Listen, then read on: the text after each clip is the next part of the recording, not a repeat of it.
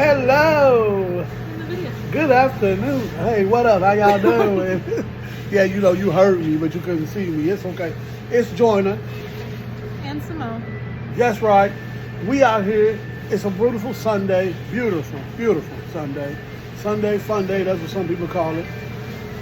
As you can tell, we are in our element, working, trying to stay busy, trying to make sure that we take care of the fam. That's what you do, right? So, everybody ready for this holiday season? Are y'all a little bit thinking it gets a little crazy? It's Sunday. It's a day to relax. Day to enjoy. Some people praise God. Hey, some people may be talking to the stars. Either way, we here with you and where you are. So, we just wanted to come out and just say hi, give a little joy, give a little peace. Motivate you to continue to follow that dream and then do the work to make it happen.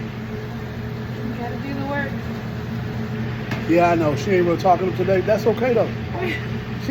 She in the midst of, she doing some real busy stuff. Doing a different topic. Oh, what topic is that? I forgot. What you talking about? I don't know. Pick a topic. What? Pick a topic. Tell me.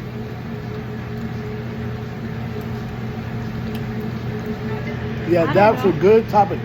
So look at what we can do. So let me ask you a question. Do you believe that you can build from a strong friendship into a relationship? Ooh, a strong friendship into a relationship? Really? So, let me ask you, what do you think? It's possible with the right person. You know what? I kind of agree with that. But if you don't get the right person and you end up sitting down with somebody that ain't right, promise you, please, please, please, keep an eye out for the red flag. Because people will show you who they are. You can't change nobody. It just don't work like that. I'm telling you, people will naturally change. But they only do so if they really want to.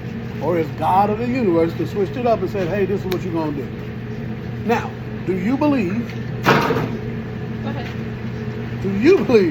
that you can build a strong relationship from friendship? And what does that look like for you? That's true. What does it look like? Because some people confuse, somebody walks into their life, they think they're supposed to make something happen. That's not always the case. Sometimes people are sent in your life to test who you are becoming, if you actually want to grow into the new, or if you just want to continue to stay in your old self.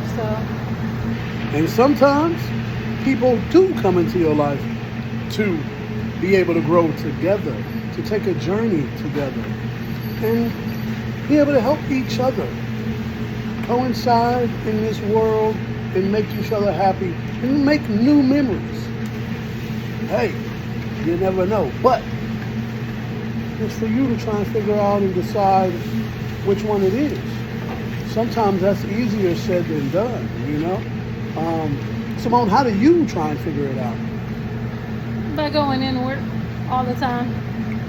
So I feel like if you are healing from any past traumas or triggers in a relationship or friendship, that you still have to go inward.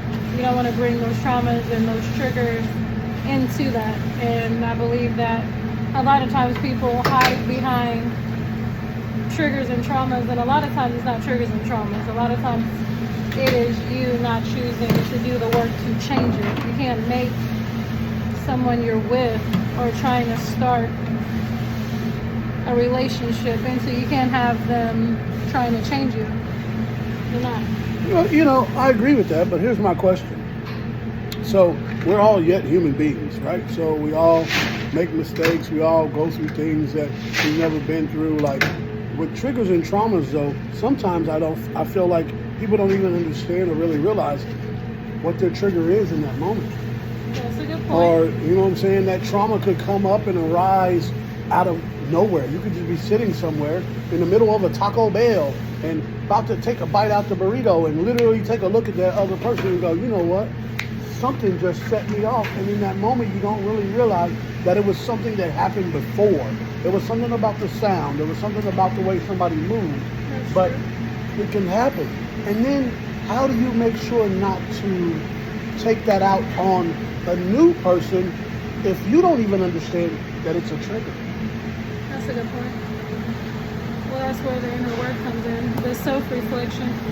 Because the person you're with, you got to understand that they don't understand quite yet your triggers and your traumas. So you have to be willing to comfortably and confidently express what those are, because you're not going to be able to read your mind and your body language unless you allow them to. A lot of times people shut off allowing someone to fully read them inside and out. So, but doesn't that help when if you have open communication? Open communication is good, but again, you have to openly communicate. A lot of people, if you can't openly communicate with yourself, how are you going to openly communicate with someone else? That is 100% right. You got to be honest with yourself first before you can be honest with anybody else. That's the truth. Now, I know sometimes it's hard, but every once in a while, I have to do this exact thing. I look myself in the mirror, look right at myself, and you know what? I take a critique of the things I like and the things that I feel like I need to work on. Can you do that same thing? Is that something you feel like you're able to do? Well, there's constructive criticism and there is self-criticism, and there's also being criticizing yourself. So you got to separate the two, because criticism on yourself is one thing compared to somebody else giving you criticism. So if you're confident in yourself, whatever anybody else has to say, it won't defer how you feel confidently about yourself. But again, that's inward and self-reflection. You got to be real with yourself. So when you talk about going inward, can you go too inward?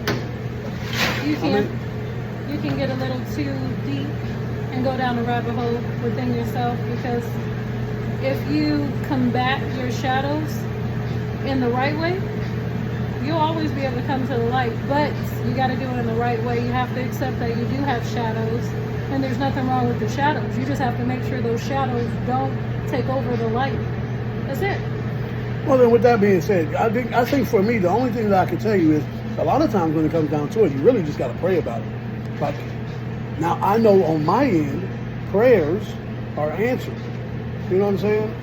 And I believe that it's going to help me be able to decipher things and try to process in such a way that I'm able to make the right decision when it comes to it. But see, a lot of things at the same time, it's about feelings.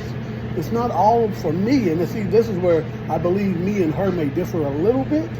I'm more about feelings. I think she's more about logic. What would you say? I'm definitely about logic, because I feel like feelings can get you caught up in a lot of circumstances, because feelings can change. So that's a constant up and down. Yeah, but feelings may change, but logic sometimes, if you only go off of logic, can you really be happy if you only go off of logic? That's my question. That's a good point. That's a very good point. That's a very, very, very good point. Well, look, only you know the answer. Why don't you go ahead and comment, let us know, subscribe. It's Joyner and Simone.